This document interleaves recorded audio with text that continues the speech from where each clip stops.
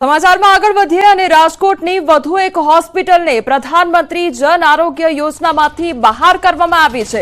Vidyanagar road પર આવેલી ઓલમ્સ hospital વિરુદ્ધ કાર્યવાહી કરવામાં આવી છે। તો ખ્યાતિ હોસ્પિટલ કાંડ બાદ આરોગ્ય વિભાગ દ્વારા રાજકોટની અલગ અલગ હોસ્પિટલમાં પણ ચેકિંગ કરવામાં આવ્યું હતું। ઓલમ્સ હોસ્પિટલમાં ક્લેમની રકમમાં ચેડા કરાતા હોવાનું ખુલ્યું હતું। જો કે હોસ્પિટલમાં ગેરરીતિને લઈને આરોગ્ય વિભાગ દ્વારા કાર્યવાહી કરવામાં આવી છે।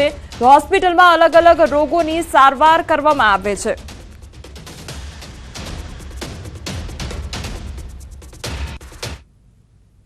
અમદાવાદની ખ્યાતિ હોસ્પિટલના કાંડ બાદ રાજકોટમાં પણ પીએમવાયજે યોજના અંતર્ગત અલગ અલગ હોસ્પિટલોમાં ચેકિંગ કરવામાં આવી રહ્યું છે। ત્યારે રાજકોટ શહેરના વિદ્યાનગર રોડ ઉપર આવેલી ઓલમ્પસ હોસ્પિટલ કે જ્યાં જે આરોગ્ય વિભાગ દ્વારા તપાસ કરવામાં આવી હતી અને આ આરોગ્ય વિભાગની તપાસ બાદ પીએમવાયજે યોજનામાંથી આ હોસ્પિટલ છે તેને સસ્પેન્ડ કરવામાં આવી છે। ક્યાંક ને ક્યાંક જે આરોગ્ય વિભાગની તપાસ હતી આ તપાસમાં ક્યાંક બેદરકારી ક્યાંક ક્ષતિઓ સામે આવી હતી, જેને લઈને આરોગ્ય વિભાગ દ્વારા અત્યારે કાર્યવાહી કરવામાં આવી રહી છે। ખાસ કરીને રાજકોટ શહેરના વિદ્યાનગર રોડ છે કે જ્યાં અનેક હોસ્પિટલો આવી છે। અલગ અલગ હોસ્પિટલોમાં જે રાજકોટ મહાનગરપાલિકાનો આરોગ્ય વિભાગ છે તેમના દ્વારા ચેકિંગ કરવામાં આવ્યું હતું અને આ ચેકિંગ દરમિયાન જે છે અત્યારે હોસ્પિટલો સામે પણ કાર્યવાહી થઈ રહી છે। હાર્દિક જોશી, ન્યૂઝ 18 ગુજરાતી, રાજકોટ। ખેડા જિલ્લા આરોગ્ય વિભાગની મોટી કાર્યવાહી હાથ ધરવામાં આવી છે। આયુષ્માન કાર્ડમાં ચાલતી બેદરકારીને લઈને કાર્યવાહી કરવામાં આવી છે। તો મહેમદાવાદમાં આવેલી વેદ મલ્ટી સ્પેશિયાલિટી હોસ્પિટલને પીએમજેવાય યોજનામાંથી રદ કરવામાં આવી છે। આ હોસ્પિટલ પતરાના શેડ નીચે ચાલતી હતી। વિવિધ ગેરરીતિ અને બેદરકારી બદલ રાજ્યની 15 હોસ્પિટલોને સસ્પેન્ડ કરવામાં આવી છે।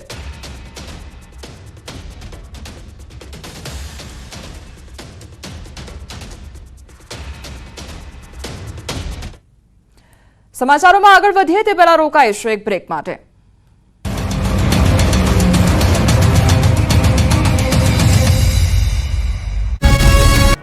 કેન્દ્ર સરકારે બજેટ થકી નોકરિયાત વર્ગ અને મધ્યમ વર્ગ પર લક્ષ્મીની વર્ષા કરી। નોકરિયાત વર્ગ માટે ટેક્સને લઈને મોટી રાહત આપવામાં આવી છે। મોદી સરકારના ત્રીજા કાર્યકાળના પ્રથમ પૂર્ણ બજેટમાં ટેક્સ સ્લેબમાં મોટા ફેરફાર કરી સરકારે ટેક્સ પેયર્સને મોટી રાહત આપી છે। હવે નવી કર વ્યવસ્થા હેઠળ 12 લાખ સુધીની આવક પર કોઈ ટેક્સ ચૂકવવો નહીં પડે, એટલે કે મહિને 1 લાખ રૂપિયા તમે કમાતા હો તો ટેક્સ ભરવો નહીં પડે।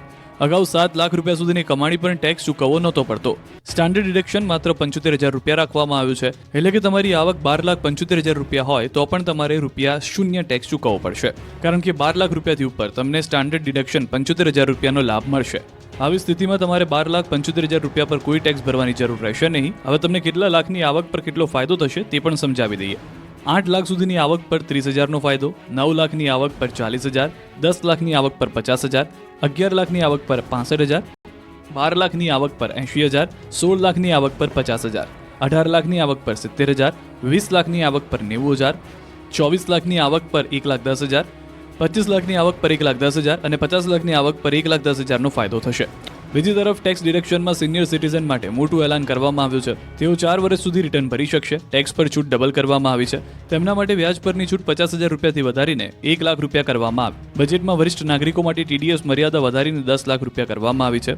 ભાડાથી થતી આવક પર ટીડીએસમાં છૂટની મર્યાદા વધારીને 6 લાખ રૂપિયા કરવામાં આવશે। જો તમે સ્માર્ટ ટીવી, મોબાઈલ કે ઈવી કાર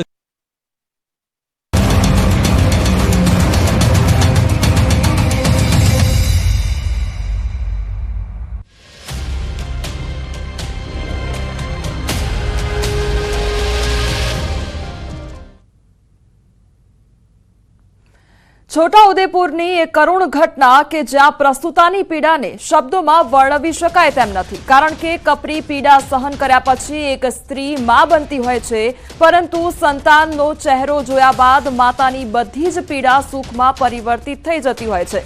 પરંતુ છોટાઉદેપુરની આ સગર્ભા સદભાગી ન બની શકી। રસ્તાના અભાવે પ્રસૂતાને સમયસર સારવાર ન મળી શકી અને નવજાત આ દુનિયામાં અવતરે એ પહેલા જ ઈશ્વરને પ્યારું થઈ ગયું। આ જે ઘટના એવી રીતે બની હતી, રાત્રે સમયની અંદર 10 વાગે દુખાવો ઉપડ્યો હતો અને ત્યારબાદ 1 થી 1.5 કિલોમીટર ઉશ્કેલ લઈ ગયા। પછી પ્રાઇવેટ વાહનના મારફતે 2 કિલોમીટર જેટલું લઈ ગયા મેન રોડ સુધી, નિશાણા ગામ સુધી, અને પછી ત્યાંથી 108ના મારફતે દવાખાને બોરિયાદ ખાતે પહોંચાડવામાં આવી હતી।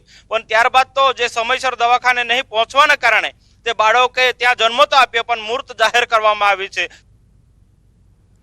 ઘટના નસવાડી તાલુકાના કુંડાના નલિયાબારી ગામની છે, જ્યાં રાત્રે પ્રસૂતાને પીડા ઉપડી, પરંતુ રસ્તાના અભાવે 108 ઘર સુધી આવી ન શકી.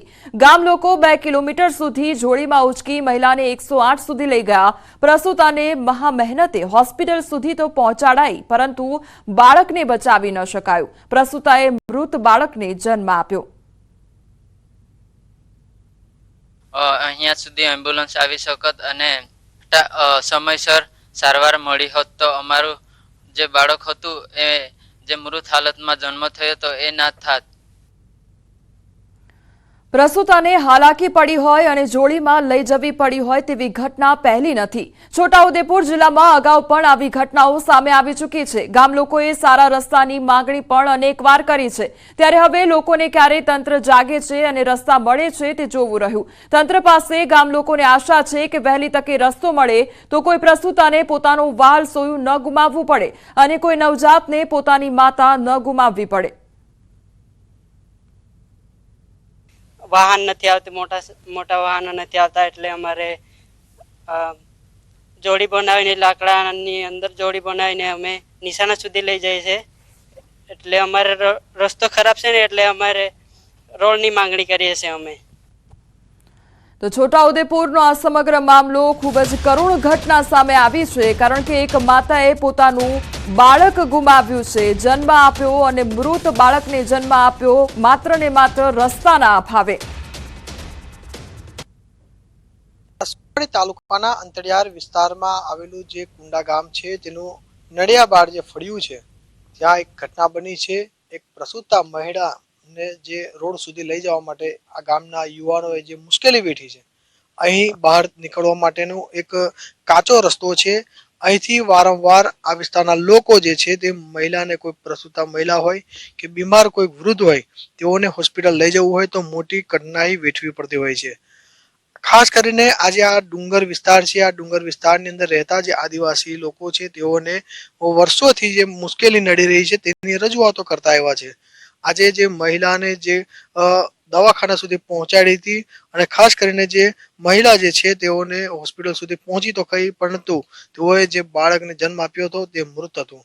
એટલે ચોક્કસથી આ વિસ્તારના લોકો તો વારંવાર રજૂઆતો કરે છે, પરંતુ આજે સરકારને બેઠેલા જે અધિકારીઓ જે છે તેઓનું પેટનું પાણી હલતું નથી. આ બનાવ એક નથી, અનેક છે, પરંતુ ક્યારે સરકાર જાગશે? આ વિસ્તારના લોકોની ક્યારે ચિંતા કરશે? હવે આજે સરકાર, આ બેઠેલા અધિકારીઓ, નેતાઓ આ ગામ સુધી આવે અને આ વિસ્તારના લોકોને પડતી જે મુશ્કેલી છે તેને દૂર કરે, તે ખૂબ જરૂરી છે. સેજબ ખત્રી, ન્યૂઝ 18 ગુજરાતી, છોટાઉદેપુર. મહેસાણા શહેરમાં વિવિધ વિસ્તારમાં દબાણો દૂર કરવાની કામગીરી કરવામાં આવી રહી છે. ત્યારે આ મામલે મહેસાણા નગરપાલિકાના પૂર્વ વિપક્ષ નેતા કમલેશ સુતરિયા દ્વારા માંગણી કરવામાં આવેલ છે કે જે રસ્તાઓનું દબાણ દૂર કરવામાં આવેલું છે તે જગ્યાએ ફૂટપાથ અથવા રોડ તાત્કાલિક ધોરણે બનાવવો જોઈએ. દબાણ હટાવવા દરમિયાન જે તે ખર્ચ થયો હોય તે પણ દબાણકર્તા પાસેથી વસૂલ કરવો જોઈએ.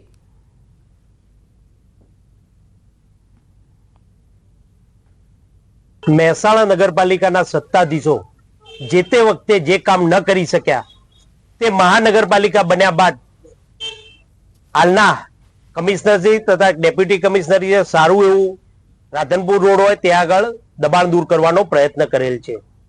પરંતુ મારું આપના માધ્યમથી એવું કહેવાનું છે કે આ દબાણો તો દૂર કર્યા, પરંતુ ત્યાં આગળ ભવિષ્યમાં ફરી દબાણ ન થાય તે બાબતે પૂરતું ધ્યાન આપવું જોઈએ. ભુજમાં બેંક ફ્રોડ ગેંગ ઝડપાઈ છે અને સાયબર ક્રાઇમ સેલની મોટી કાર્યવાહી હાથ ધરવામાં આવી છે. 10 રાજ્યોમાં ઓનલાઈન ફ્રોડ કરનાર 2 આરોપી ભુજથી ઝડપાયા છે. આરોપીઓએ ખોટા આધાર કાર્ડ અને પાન કાર્ડના આધારે 55 જેટલા બેંક એકાઉન્ટ ખોલાવ્યા, તો 17 અલગ અલગ બેંકોમાં ખોલાયેલા ખાતાઓમાં ₹21 લાખથી વધુ રકમ જમા થઈ હતી. આરોપીઓએ ખોટા સરનામા સાથે દુકાનોના નકલી દસ્તાવેજો બનાવી બેંકોને ગેરમાર્ગે દોર્યા હતા. તો લોકલ ક્રાઇમ બ્રાન્ચ અને સાયબર ક્રાઇમ સેલની ટીમે આરોપીઓને પકડવા સફળ ઓપરેશન ચલાવ્યું. બેંક કર્મચારીઓની સંડોવણી વિશે પણ તપાસ હાથ ધરવામાં આવી છે.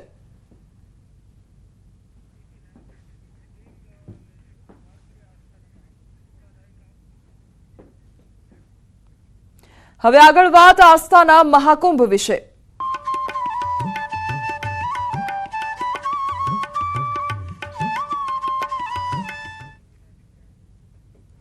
મહાકુંભમાં 34 કરોડ લોકોની આસ્થાની ડૂબકી લગાવવામાં આવી છે અને મહાકુંભ સ્નાનનો ભવ્ય આકાશી નજારો પણ સામે આવ્યો છે. મહાકુંભમાં સંખ્યામાં ભક્તો અમૃત સ્નાન માટે મહાકુંભમાં પહોંચી રહ્યા છે. આવી સ્થિતિમાં ન્યાયી વહીવટીતંત્ર એલર્ટ મોડ પર છે. મુખ્યમંત્રી યોગી આદિત્યનાથે આજે પ્રયાગરાજમાં અમૃત સ્નાન ઉત્સવ બસંત પંચમીની તૈયારીઓની સમીક્ષા કરતી વખતે વ્યવસ્થાઓને ઝીરો એરર રાખવા સૂચના આપી છે. આ ઉપરાંત મુખ્ય સ્નાન ઉત્સવો પહેલા અને પછી કોઈ પણ પ્રકારનો વીઆઈપી પ્રોટોકોલ લાગુ કરવામાં આવશે નહીં તેમજ ટ્રાફિક વ્યવસ્થાને વધુ કાર્યક્ષમ રાખવા સૂચનાઓ પણ આપવામાં આવી છે જેથી ભક્તોને કોઈ પણ પ્રકારની મુશ્કેલીનો સામનો કરવો ન પડે. અત્યાર સુધીમાં 34.33 કરોડ લોકો મહાકુંભમાં આસ્થાપૂર્વક ડૂબકી મારી ચૂક્યા છે. વળી લોકો હજુ પણ સતત આવતા જતા નજરે પડી રહ્યા છે.